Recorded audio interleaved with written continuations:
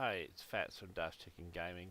I've just sort of gone about a bit about economies, and after talking about the Geel coin and the TF2 economy. Now, TF2 economy is a has components of what we call a free market economy, but there are also emerging patterns whereby the economy has been progressively distorted and controlled over time. To understand what the TF2 economy is, it's worthwhile looking at some of the definitions of what economies are. Now, these have all been just basically lifted from various sites on the internet, so you can always sort of just plug these in and search back to the sites concerned. Some very interesting reading on types of economies. A planned economy is where you have a central government controlling production, regulation, and a so-called command economy, like in the former Soviet Union and in communist countries. Basically, there's no substantial public ownership of industry, and the industries are just run often very inefficiently with what the government perceives should be done rather than adjusted by the forces of supply and demand. The results of this is there's lack of incentive, there's a lack of incentive to do research and development, and there's also a lack of incentive for people to take an interest in their products, so the quality often deteriorates. So central planned economies basically the government makes a central pivotal economic decisions. Now, places like China, they've come from a more of a mixed economy. They're still central plan control, or still central control, but there are aspects of the economy which are capitalistic, and there are areas like where the economy is essentially free market. And in certain places, the country has sort of multiple economies. For example, Hong Kong is closer towards a free trade, and in Shanghai there is more of a bias towards a capitalist type system. So, a traditional economy is where it all started. Barter economies, trade, and in the developing world, the so-called traditional economy relies more on customs, history, time-honoured beliefs, traditional trading partners, for example Britain and Australia, and the countries of the Commonwealth. And now more modernly you've got traditional markets of the US, and because of the emergence of the Asian countries, Australia has had to not abandon traditional trading partners, but also diversify its trade interest. A free market system is the so-called idealized system for which the prices of the goods are determined by an open market, and the importance of consumer demand and consumer expectations, wants and needs define everything. Basically, the ideal free market economy should be free from intervention from government, a price-setting monopoly, or any other authority. What is the definition of a monopoly? Well, a monopoly is a market structure characterized by a single seller defining a unique product in the market. In effect, Steam is a monopoly for some of the games that it has. The seller faces no competition, and he's a sole seller of the goods, and there's no closed substitute. That's not entirely true, but really speaking, keys are derived from Steam. People buy and sell keys, so there is a monopolistic, but there's also Steam and Valve have a hands-off approach, so they just let the economy sort of tick along on itself. So they provide the basis for which the structure of the TF2 economy can occur, but they do not seek to entirely regulating it. So in a way that they are allowing it to be free market. So it has aspects of being centrally planned to some extent, but not with the strict controls. Obviously, they do have the capacity to ban people from trading. So the government does it. Well, not the government. Well, the company in this case does have a big stick.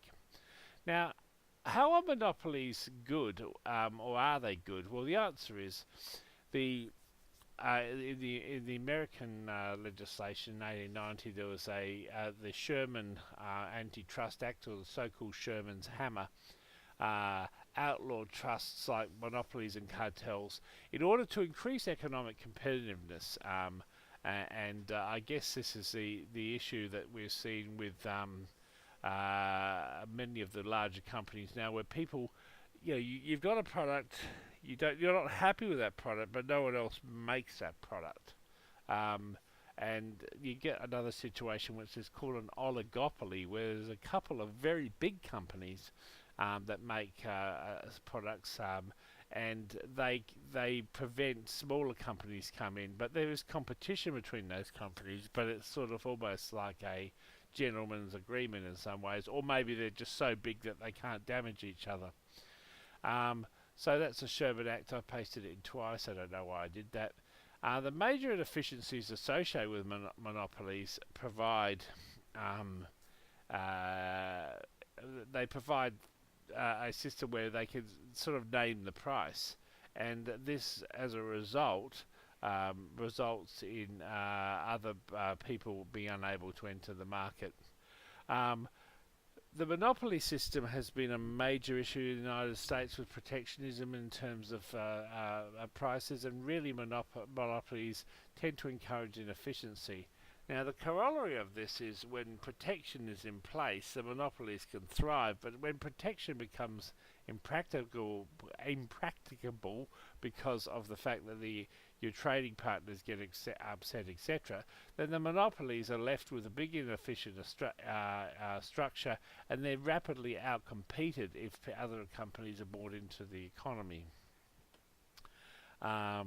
So basically, if you actually look overall the world, this was very interesting. The Swiss Federal Institute of Technology, they looked at 43,000 transnational corporations and the share ownerships linking them, and they built a model to look in, and they found that 147 of them control 40% of the wealth of the network, and 737 of the top 80%. So in essence, global companies, this is sort of like a cluster analysis that they've devised, where there's a central nidus of companies with a disproportionate amount of control over or over everyone else.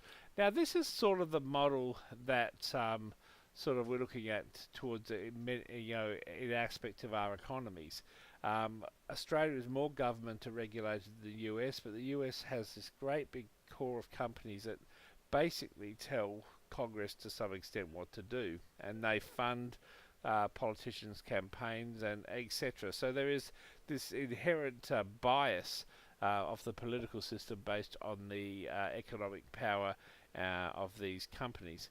Now, obviously, turning this around to the TF2 market, I mean, obviously we've got all these little traders and things, and then we have this emergence of, there's a centralized sort of control structure to some degree from valve and steam, and then you have the sort of big players. So we've got the outposts, we've got the Geel's Megacorp, which is the marketplace, and the scrap, and obviously if the Geel coin currency is, I guess you've got to have more of a focus towards these central power players and less of a focus towards these sort of grassroots traders. Now, the Steam community market also influences a large amount of power, and it is tied in by credit card, PayPal, and basically it is a very stable sort of regulated economy. I don't think the private sectors will have total control of this. It's more of the So I don't think that the private individuals have total control of this away from Steam and Steam, because Steam has the central linchpin, which is the key. Now the key, which is the currency, really. Now the Geel currency, the question is whether or not this central control, whether or not it can become a part of this inner network. Now, with the economic power of Steam, I mean, I don't know if that is possible. I mean, certainly the fact that if you have Steam sort of regulating the TF2 economy centrally, and then you have big players, that in essence makes a potential for a monopolistic system. And the monopolistic system may restrict the ability for people to trade. It also may push the prices artificially high, and certainly some of the prices on backpacks that are listed are actually above and beyond what I would ever consider paying for them. The advantage of all this, however, is the fact that the TF2 economy is relatively small, and inherently it is based around a game, and the game is owned by one corporation. So there is a degree of stability in the overall TF2 economy. Now, for this reason, I think that I think that the chances of the economy becoming polarised by big players is relatively low, but it's certainly something to watch with the emergence of this cryptocurrency, and obviously the fact that you have one or two players becoming sort of dominant in the TF2 trading. So obviously you've got Geel's group of the marketplace and scrap. Outpost, you've got Opskins, and you've got TF2 Warehouse, which is less of an influence, but really, you've got the principal power players at the moment are Geel's group, Outpost to some extent, and also Opskins. But I mean, structured all around that, you have the community market, and the fact that Valve has been so Steam has been quite smart in allowing that larger deals are able to be done through that, means that the overall power of these things are somewhat eroded. Now, Steam turned around and said, well, you can do any value of trade through Steam, which I don't think they will do. It would almost effectively can the wider community. The only advantage of trading in the periphery is the fact that there's no commission rate to a central institution, whether it be Steam or whether it be somewhere like Marketplace, where you have to pay a commission to list your item. Okay, that's a very, very interesting developments of the TF2 economy, and that just sort of hopefully helps people to understand how economies work. Peace.